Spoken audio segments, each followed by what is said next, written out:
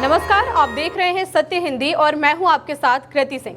आइए रुक करते हैं इस वक्त की बड़ी खबरों की ओर। ट्रंप के बड़े अफसर ने छोड़ा साथ, ईरान युद्ध के विरोध में पहला इस्तीफा। डोनाल्ड ट्रंप द्वारा नियुक्त राष्ट्रीय आतंकवाद विरोधी केंद्र के निदेशक जोसेफ केंट ने इस युद्ध के खिलाफ इस्तीफा दे दिया है। केंट ट्रंप प्रशासन के सबसे वरिष्ठ अधिकारियों में से एक हैं और ये पहला ऐसा बड़ा इस्तीफा है जो ईरान युद्ध के कारण हुआ है। उन्होंने आरोप लगाया कि इस्राएल के दबाव में ईरान पर यह हमला किया गया। पत्र में केंट ने लिखा कि बहुत विचार करने के बाद मैं इस्तीफा दे रहा हूं। मैं ईरान में जारी युद्ध का समर्थन नहीं कर सकता। ईरान से हमारे देश को कोई तत्काल खतरा नहीं था और ये स्पष्ट है कि हमने ये युद्ध इस्राएल और उसके शक्तिशाली अमेरिकी समर्थकों के दबाव में शुरू किया था।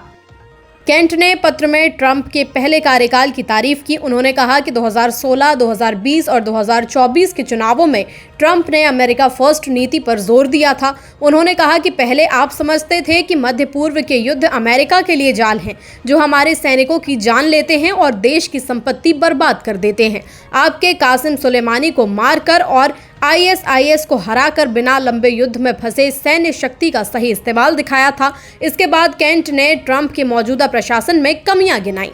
केंट ने आरोप लगाया कि इस बार की सरकार में इस्राएली अधिकारी और अमेरिकी मीडिया के प्रभावशाली लोग गलत सूचना फैला रहे हैं। उन्होंने कहा कि इस्राएल ने ट्रंप को धोखा दिया कि ईरान तत्काल खतरा है और हमला करने से तेज जीत मिलेगी। ये झूठ था, जैसा इराक युद्ध में भी हुआ था, जहां हजारों अमेरिकी सैनिक मारे गए। केंट ने कहा कि हम ये गलती दोबारा नहीं कर सकते। नेतन्याहू ने वीडियो जारी कर किया लारिजानी की मौत का दावा। अमेरिका इस्राएल पर भारी हमलों का नया दौर शुरू। हॉर्मुज खोलने के सैन्य ऑपरेशन में शामिल नहीं होगा फ्रांस। अब इस्राएल के प्रधानमंत्री बेंजामिन नेतन्याहू ने बड़ा दावा किया है कि तेहरान के शीर्ष सुरक्षा अधिकारी अली लारिजानी की हत्या ईरान के बदलाव लाने की रणनीति का हिस्सा है।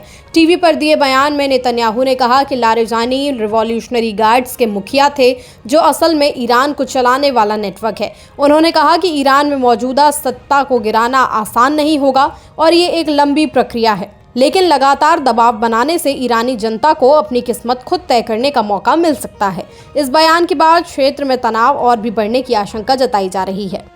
ईरान की अर्ध सरकारी एजेंसी तस्नीम न्यूज़ एजेंसी के मुताबिक सरदार मौसवी ने बड़ा बयान दिया है। उन्होंने कहा कि अब इलाके में अमेरिका और इस्राएल के खिलाफ भारी और असरदार हमलों का नया चरण शुरू हो चुका है। मौसवी ने कहा कि घमंड की ताकत की रीढ़ सड़कों और चौराहों पर तोड़ दी जाएगी। इससे साफ है कि ईरान अब और आक्रामक रुख अपना रहा है। इससे पहले इस्लामिक रिवॉल्यूशनरी गार्ड कॉर्प्स ने भी दावा किया था कि सुबह से ही उसने अमेरिका और इस्राएल के ठिकानों पर मिसाइल और ड्रोन से तेज हमले शुरू किए हैं। लगातार बढ़ते हमलों के बीच पूरे इलाके में तनाव और भी ज्यादा बढ़ गया है। फ्रांस के राष्ट्रपति इमैनुएल मैक्रों ने साफ कर दिया है कि उनका देश मौजूदा हालात में हॉर्मुज जलडमरू मध्य को खोलने के किसी भी सैन्य अभियान में हिस्सा नहीं लेगा।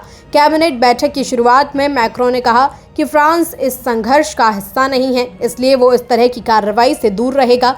हालांकि उन्होंने ये भी बताया कि फ्रांस एक ऐसे गठबंधन की तैयारी कर रहा है जो युद्ध खत्म होने के बाद समुद्री रास्तों पर सुरक्षित आवाजाही सुनिश्चित कर सके। मिडिल ईस्ट में बढ़ते तनाव के बीच फ्रांस का ये रुख दिखाता है कि वो सीधे टकराव से बचते हुए कूटनीतिक रास्ता अपनाना चाहता है। युद्ध विराम पर मुज्तबा ने दे दी धमकी। बड़ा दावा, ईरान को भेजा गया युद्ध विराम प्रस्ताव। ईरान के नए सुप्रीम लीडर मुज्तबा खामेनेई ने साफ कह दिया है कि अभी शांति की कोई बात नहीं होगी।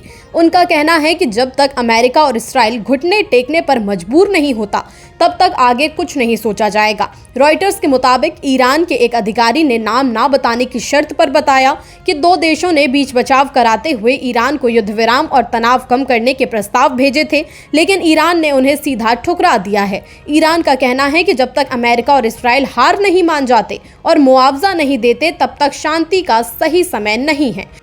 पोलैंड ने बनाई ईरान युद्ध से दूरी, नहीं भेजेंगे सेना। इस्राएली सैनिकों पर बड़े हमले का दावा। तेल संकट के बीच स्पेन ने दी राहत। पोलैंड के प्रधानमंत्री डोनाल्ड टस्क ने साफ कर दिया है कि उनका देश ईरान युद्ध में हिस्सा नहीं लेगा। ये बयान तब आया है जब डोनाल्ड ट्रंप ने सहयोगी देशों से हॉर्मुज जलडमरू मध्य की सुरक्षा के लिए साथ आने के लिए कहा था। टस्क ने सरकार की बैठक से पहले कहा कि पोलैंड ईरान में कोई सेना नहीं भेजेगा और इस फैसले पर उसके सहयोगियों को भी कोई आपत्ति नहीं है। उन्होंने बताया कि ये फैसला पोलैंड की थल, जल और वायु सेना तीनों पर लागू होता है। टस्क के मुताबिक फिलहाल पोलैंड अपनी सेना को यूक्रेन सीमा के पास चल रहे तनाव को देखते हुए मजबूत करने पर ध्यान दे रहा है, इसलिए वो किसी नए युद्ध में शामिल नहीं होना चाहता। लेबनान के संगठन हिजबुल्लाह ने दावा किया है कि उसने दक्षिणी लेबनान के खियाम शहर में इजरायली सैनिकों पर रॉकेट से हमला किया। संगठन ने एक्स पर पोस्ट कर बताया कि सैनिक नगर पालिका की इमारत के पास मौजूद थे, तभी उन्हें निशाना बनाया गया। हिजबुल्लाह ने यह भी कहा कि इससे पहले दिन में उसने मरौन अल रस इलाके में एक टेंट के अंदर मौजूद इजरायली सैनिकों पर भी हमला किया था। हालांकि इन हमलों में कितना नुकसान हुआ, इसकी कोई आधिकारिक पुष्टि नहीं हुई है। लगातार बढ़ते हमलों के बीच इस इलाके में तनाव और भी ज्यादा बढ़ गया है।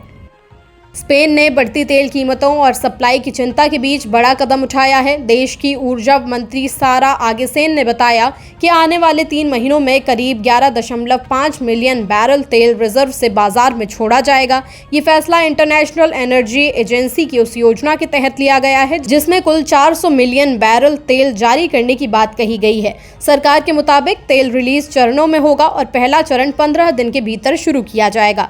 दरअसल स्ट्रेट ऑफ हॉर्मुज को लेकर ईरान की धमकियों के कारण तेल सप्लाई पर असर पड़ने का खतरा है, जिससे कीमतें तेजी से बढ़ रही हैं। इजरायली सेना का दावा, मारे गए लारिजानी। मौत के दावों के बीच लारिजानी की एक्स पोस्ट। नेतन्याहू की नई तस्वीर पर क्या बोला ग्रॉक। इसराइल के रक्षा मंत्री इसराइल काट्स के बाद अब इजरायली सेना ने दावा किया है कि लारिजानी को मार दिया गया है।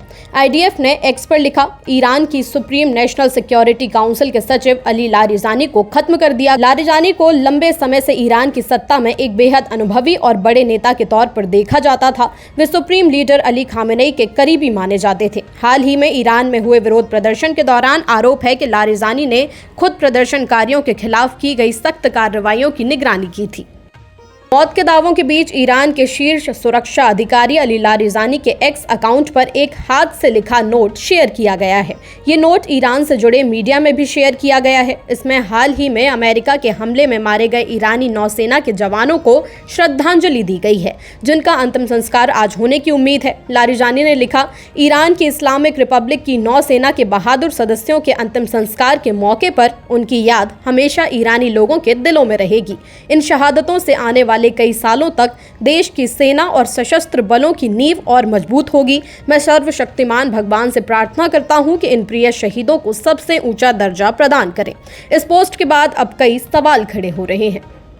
मौत की अफवाहों के बीच 3 वीडियोस के बाद अब इस्राएली पीएम हाउस की ओर से नेतन्याहू की एक तस्वीर भी जारी की गई है, जिसमें कैप्शन लिखा है कि नेतन्याहू अपने अधिकारियों को ईरान के बड़े बड़े नेताओं को मार गिराने का आदेश दे रहे हैं। हालांकि जब हमारी टीम सत्य हिंदी ने नेतन्याहू की नई तस्वीर की जांच की तो एआई चैटबॉट ग्रॉक से पता चला कि ये तस्वीर भी पिछले वीडियोस की तरह एआई जनरेटेड ही है। ग्रॉक के मुताबिक नेतन्याहू और बाकी अधिकारियों के चेहरे के हाव भाव असली नहीं लगते। जिस हाथ से नेतन्याहू ने फोन पकड़ा हुआ है, उस हाथ की उंगलियां कुछ अजीब दिखाई पड़ रही हैं। जहां जितने भी अक्षर लिखे हैं वो साफ नहीं बल्कि धुंधले दिख रहे हैं। मनरेगा बहाली की मांग तेज, देश भर में होगी मजदूरों की हड़ताल। दिल्ली के कॉन्स्टिट्यूशन क्लब में सांसदों, अर्थशास्त्रियों और मजदूर संगठनों की बड़ी बैठक हुई, जिसमें 15 मई 2026 को देश भर में हड़ताल का ऐलान किया गया है। संयुक्त मंच की मांग है कि नए विकसित भारत रोजगार और आजीविका मिशन ग्रामीण कानून को तुरंत वापस लिया जाए और मनरेगा को फिर से लागू किया जाए। मजदूर संगठनों ने कहा है कि हर ग्रामीण परिवार को कम से कम 200 दिन का काम और 700 रुपये रोज की मजदूरी मिलनी चाहिए। साथ ही तकनीकी सिस्टम हटाने और ग्राम सभाओं की भूमिका मजबूत करने की मांग भी उठी। बैठक में इंडियन नेशनल कांग्रेस समेत कई विपक्षी दलों के नेता भी शामिल हुए और आंदोलन को समर्थन दिया। क्रॉस वोटिंग पर कांग्रेस का एक्शन, ओडिशा के 3 एमएलए पार्टी से बाहर। ओडिशा में राज्यसभा चुनाव के बाद कांग्रेस ने बड़ा एक्शन लेते हुए अपने 3 विधायकों को पार्टी से निकाल दिया है। इनमें सोफिया फिरदौस, रमेश जेना और दशरथ गमांगो शामिल हैं। इन पर आरोप है कि इन्होंने पार्टी व्हिप के खिलाफ जाकर बीजेपी समर्थित उम्मीदवार को वोट दिया। कांग्रेस का कहना है कि ये पार्टी के साथ विश्वासघात है। बताया जा रहा है कि इसी क्रॉस वोटिंग की वजह से बीजेपी को चुनाव में बढ़त मिली।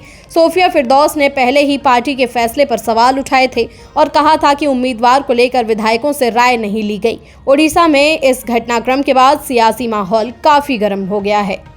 भवानीपुर में ममता वर्सेस सुवेंदु, लिस्ट जारी। ममता ने चुनाव आयोग पर साधा निशाना।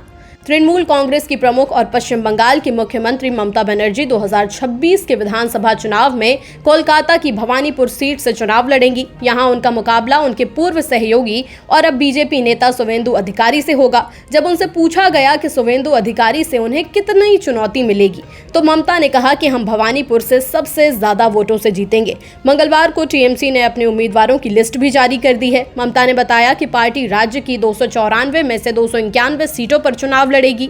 बाकी 3 सीटें दार्जिलिंग क्षेत्र में सहयोगी भारतीय गोरखा प्रजातांत्रिक मोर्चा लड़ेगी, जिसका नेतृत्व अनित थापा करते हैं।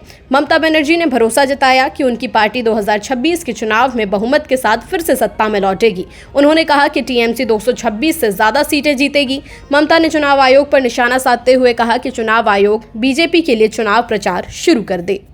फिलहाल के लिए इतना ही। देश दुनिया की बड़ी खबरों के लिए देखते रहिए सत्य हिंदी।